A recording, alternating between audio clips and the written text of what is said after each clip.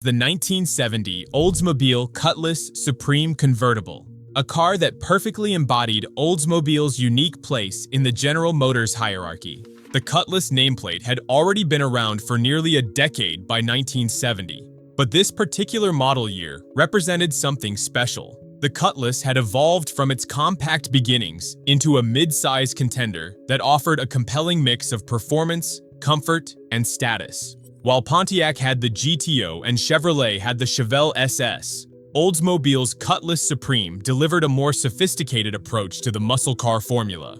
To understand the 1970 Cutlass Supreme Convertible, we need to appreciate Oldsmobile's position within GM at the time. Sitting above Chevrolet and Pontiac but below Buick and Cadillac, Oldsmobile catered to successful professionals who wanted something more refined than what the lower divisions offered, but weren't quite ready for the stodgier image of Buick or the expense of Cadillac.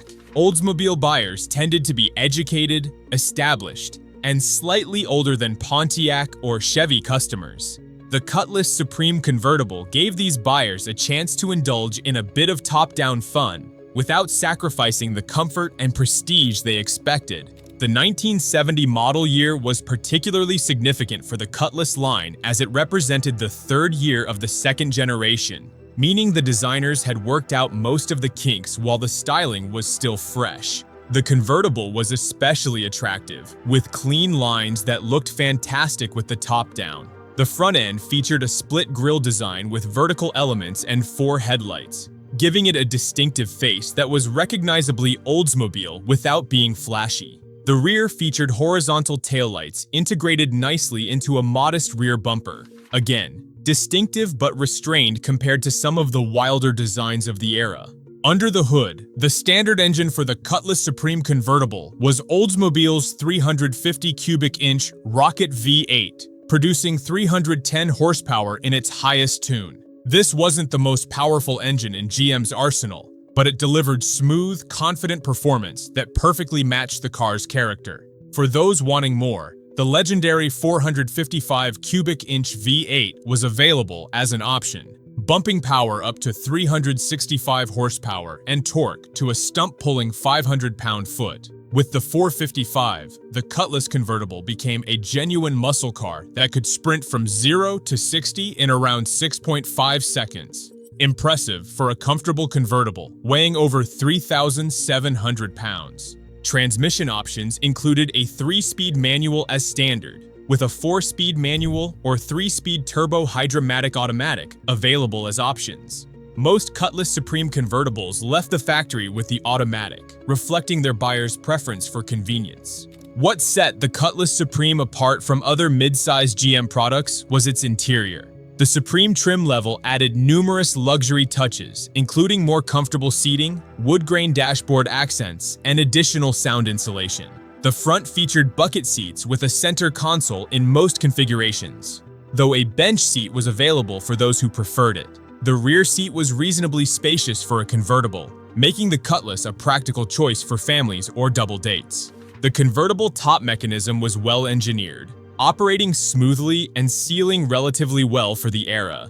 When lowered, it disappeared completely beneath a hard boot cover, giving the car a clean profile. Raising and lowering the top was a straightforward process, though it was manual on standard models. Power operation was an extra cost option that many buyers selected. Oldsmobile produced approximately 9,250 Cutlass Supreme convertibles for 1970, making them relatively rare today, especially compared to some of the more common Chevrolet convertibles of the same era.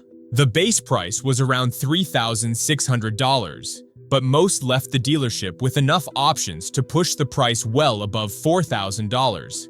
Not inexpensive for 1970, but reasonable considering what you got for your money. Speaking of options, the Cutlass Supreme Convertible could be personalized with a dizzying array of them. Popular choices included power windows, power door locks, AM/FM radio, 8-track tape player, air conditioning, cruise control, and a tilt steering wheel. You could also spec different wheel covers, vinyl roof options for when the convertible top was up, and various interior and exterior color combinations. Color choices were pure early 70s, with fantastic names like Sebring Yellow, Baroque Gold, Aztec Gold, Sherwood Green, and Viking Blue. Interior color options were equally period correct, with choices ranging from basic black to bright blue, gold, and green. The most popular exterior colors were the various reds, whites, and blues, but you'd see Cutlass Supremes in every available shade. The driving experience of a 7D Cutlass Supreme Convertible combined elements of muscle car excitement with personal luxury comfort. The suspension was tuned more for ride quality than corner carving ability, but the car was far from sloppy. The standard 350 V8 provided more than enough power for confident highway cruising and passing, while the optional 455 transformed the car into something that could surprise more than a few dedicated sports cars at stoplights. One of the Cutlass's greatest strengths was its highway manners. This was a car designed for the American interstate system, with a smooth ride, comfortable seating, and enough power in reserve to make long trips effortless. With the top down on a summer evening, cruising along with the 350 or 455 V8 burbling contentedly, it's hard to imagine a more pleasant way to experience American car culture of the early 1970s. Reliability was another Cutlass strong point. While no car from this era meets modern reliability standards, the Cutlass earned a reputation for being more dependable than many of its contemporaries. The Rocket 5.8 engines were robust designs, and the turbo-hydromatic transmission was among the best automatics of its day. This reputation for durability helped Oldsmobile maintain strong brand loyalty throughout the 1970s. The cultural impact of the Cutlass line was substantial, though perhaps not as flashy as some of its muscle car siblings. The Cutlass Supreme didn't feature as prominently in movies or music as the GTO or Mustang, but it represented a significant presence on American roads throughout the decade. By the mid-1970s, the Cutlass had become the best-selling car in America, showing how well Oldsmobile had targeted the sweet spot of the market. Famous owners included various athletes, musicians, and film stars who appreciated the car's combination of style, performance, and relatively modest flash.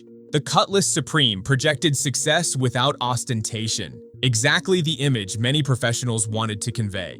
The 1970 Cutlass Supreme Convertible marked something of a high point for Oldsmobile. In subsequent years, tightening emissions regulations would reduce engine output, and the 1973 oil crisis would shift consumer preferences towards smaller, more fuel-efficient vehicles. The convertible option would disappear from the Cutlass line after 1972, not to return until the 1990s with a very different kind of car. For collectors today, the 1970 Cutlass Supreme Convertible represents an interesting opportunity. While prices have been rising steadily, they still tend to be more affordable than comparable Chevelle or GTOs. A good driver quality example might range from $25,000 to $35,000, while show quality restorations can push well above $50,000, especially with the 455 engine and desirable options. What makes these cars particularly appealing to collectors is their usability. They're powerful enough to be fun, comfortable enough for long trips, and simple enough that most maintenance can be handled by a reasonably skilled home mechanic. Parts availability remains good, with a strong support network of specialists and reproduction parts manufacturers. Common issues with these cars include rust in the lower quarters, trunk floor, and around the windshield frame. The convertible top mechanism can require attention after decades of use, and the complex vacuum systems used for the headlight doors and other features often need rebuilding. None of these issues are insurmountable, but they're worth checking carefully when considering a purchase. The styling of the 1970 Cutlass Supreme has aged exceptionally well. While unmistakably a product of its era, it lacks the excessive flourishes that make some cars from this period look cartoonish to modern eyes. The clean lines, good proportions, and tasteful detailing give it a timeless quality that continues to attract admirers at car shows. The legacy of the Cutlass name continued for decades after our 1970 model, though the car evolved dramatically through the years. By the 1980s, the Cutlass had transformed into a front-wheel drive, compact car far removed from the muscular convertible of 1970. Oldsmobile itself continued until 2004, when GM finally retired the division after 107 years, making it one of America's oldest automotive brands at the time of its demise. What makes the 1970 Cutlass Supreme Convertible special, beyond its obvious good looks and performance, is how it captures a specific moment in American automotive history. It represents the sweet spot between the unbridled excess of the muscle car era and the necessary compromises of the later 1970s. It offered genuine performance without sacrificing comfort, prestige without ostentation, and style without gimmicks. If you're lucky enough to drive one today, you'll discover a car that feels different from its Chevrolet and Pontiac cousins, despite sharing many mechanical components. There's a solidity, a smoothness, and a certain confidence to the way it goes down the road that reflects Oldsmobile's slightly upscale position in the GM hierarchy. The Rocket V8, whether the 350 or 455, has a distinctive sound and power delivery that's mellower than a Chevrolet small block, but no less effective at moving the car with authority. The 1970 Oldsmobile Cutlass Supreme Convertible isn't the rarest, fastest, or most valuable American convertible from the muscle car era, but it might just be one of the most well-rounded, offering a compelling blend of performance, style, comfort, and status that continues to attract enthusiasts over 5 decades later. It's a rolling reminder of Oldsmobile's glory days and a testament to a time when American manufacturers were creating some of the most characterful cars the world had ever seen.